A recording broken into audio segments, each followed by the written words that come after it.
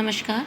आज हम valence shell electron pair repulsion theory के आगे का पार्ट पढ़ेंगे। इससे पहले हमने पिछली क्लास में valence shell electron pair repulsion theory के जो बेसिक पॉइंट थे उसके बारे में देखा।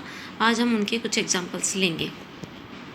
Valence shell electron pair repulsion theory किसी भी मॉलिक्यूल के सेंट्रल एटम के ज्योमेट्री को डिसाइड करने में, निर्धारित करने में अहम भूमिका निभाती है।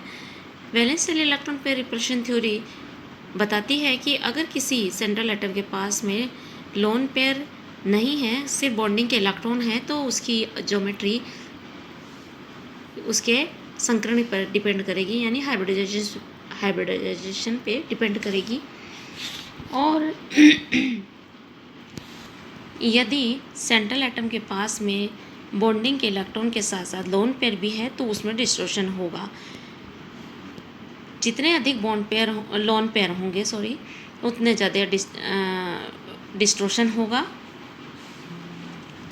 लोन पेयर डिस्टोर्शन सबसे ज़्यादा, रिपल्शन सबसे ज़्यादा होता है। बॉन्ड पेयर रिपल्शन सबसे कम होता है। और लोन पेयर रिपल्शन दोनों के बीच होता है, यानी कि लोन पेयर रिपल्शन से आकृति में उतना डिस्टोर्शन होगा।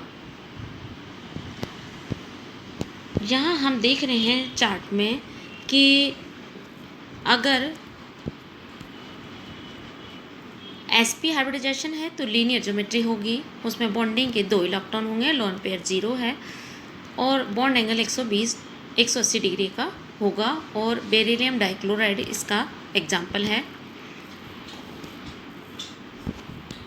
अगर sp2 संकरण है तो बॉन्ड पेयर के इलेक्ट्रॉन उसमें 3 होंगे, लोन पेयर अगर 0 है तो ट्रायगोनल प्लेनर ज्योमेट्री होगी, 120 डिग्री का बॉन्ड एंगल होगा। और बोरॉन ट्राइफ्लोराइड इसका रेगुलर एग्जाम्पल है। इसी तरह से हम देखते हैं sp2 संकरण का ही दूसरा, अगर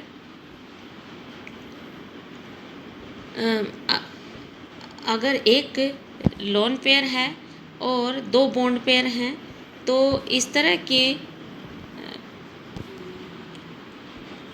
का अरेंजमेंट है तो उसकी एंगुलर ज्योमेट्री होगी और उसमें बॉन्ड एंगल 120 डिग्री से कम होगा और सल्फर डाइऑक्साइड उसका एग्जाम्पल है। इसी तरह से sp3 संकरण का एग्जाम्पल, sp3 संकरण है और अगर 4 उसमें बॉन्डिंग के इलेक्ट्रॉन होंगे और लोन पेयर 0 है तो टेट्राहेड्रल ज्योमेट्री होगी, 109 डिग्री 28 मिनट का बॉन्ड एंगल होगा और CH4 उसका एग्जाम्पल है। परंतु यदि sp3 हाइब्रिडाइजेशन है और उसमें 3 बॉन्डिंग के इलेक्ट्रॉन हैं और 1 लोन पेयर है तो पिरामिडल ज्योमेट्री होगी, बॉन्ड एंगल 109 डिग्री 28 मिनट से कम हो जाएगा और अमोनिया उसका एग्जाम्पल है।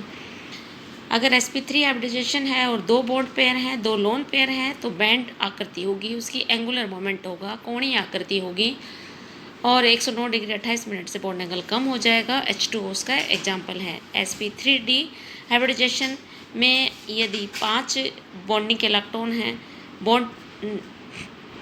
बॉन्ड पेयर हैं और 0 लोन पेयर है तो ट्रायगोनल बाइपिरामिडल ज्योमेट्री होगी और फास्फोरस पेंटाक्लोराइड उसका एग्जाम्पल है। इसी तरह से sp3d का ही एग्जाम्पल है सल्फर टेट्रा फ्लोराइड। इसमें 4 इसके बॉन्ड पेयर होंगे और 1 लोन पेयर होगा। अगर sp3d हाइब्रिडाइजेशन में ही 3 अगर बॉन्ड पेयर हैं और 2 लोन पेयर हैं तो और बैंड आकृति होगी और क्लोरीन ट्राइफ्लोराइड उसका एग्जाम्पल होगा। sp3d का ही एग्जाम्पल, यदि 2 बॉन्ड पेयर और 3 लोन पेयर हैं तो लीनियर ज्योमेट्री होगी, उसकी sp3d2 हाइब्रिडाइजेशन होने पर 6 बॉन्ड पेयर होंगे और ऑक्टाहेड्रल ज्योमेट्री होगी, यानी अष्टफल की आकृति होगी, सल्फर हेक्साफ्लोराइड इसका एग्जाम्पल है। sp3d2 का ही अगर 5 बॉन्ड पेयर हैं और 1 लोन पेयर है तो स्क्वायर पिरामिडल ज्योमेट्री होगी और बोरोन पेंटाफ्लोराइड एग्जाम्पल होगा। इसी तरह से sp3d2 का ही स्क्वायर प्लेनर ज्योमेट्री होगी यदि 4 बॉन्ड पेयर और 2 लोन पेयर हैं, जिनोन टेट्राफ्लोराइड इसका एग्जाम्पल है। sp3d3 का एग्जाम्पल 7 अगर बॉन्ड पेयर हैं, 0 लोन पेयर है तो आयोडीन पेंटाफ्लोराइड हेप्टाफ्लोराइड और पेंटागोनल बाइपिरामिडल ज्योमेट्री होगी। sp3d3 का ही यदि 6 लोन बॉन्ड पेयर हैं, 1 लोन पेयर है तो उसकी पेंटागोनल पिरामिडल ज्योमेट्री होगी। तो इस तरह से हम देख रहे हैं जितने ज़्यादा लोन पेयर हो रहे हैं होते हैं सेंट्रल एटम के पास में डिस्टॉर्शन उतना ज़्यादा होता है। इसमें हमने CH4 का एग्जांपल लिया। CH4 तो चूँकि रेगुलर ज्योमेट्री का एग्जांपल है इसलिए इसमें कोई डिस्टॉर्शन नहीं होगा, परंतु sp3 हाइब्रिडाइजेशन का ही ये एग्जांपल है। परंतु sp3 हाइब्रिडाइजेशन में ही हमने देखा कि यदि अमोनिया का एग्जांपल लिया तो वहाँ पे हमने देखा कि इसकी ट्रायगोनल पिरामिडल ज्योमेट्री होगी, क्योंकि अमोनिया के पास में एक लोन पेयर है और इसका बॉन्ड एंगल 109 डिग्री 28 मिनट से घटकर 107 डिग्री हो जाएगा, क्योंकि वहाँ पे bond pair lone pair repulsion होगा, इसलिए बॉन्ड एंगल कम हो जाएगा। और इसी तरह से अगर H2O का एग्जाम्पल लेते हैं तो यहाँ पे बॉन्ड एंगल 109 डिग्री 28 मिनट से कम होकर 104 डिग्री रह जाएगा, क्योंकि इसमें ऑक्सीजन के पास 2 लोन पेयर हैं और लोन पेयर रिपल्शन ज़्यादा होगा, इसलिए बॉन्ड पेयर जो हैं दोनों पास पास आ जाएंगे बॉन्डिंग के इलेक्ट्रॉन, और इसलिए 109 डिग्री की बजाय इसका बॉन्ड एंगल 104 डिग्री होगा।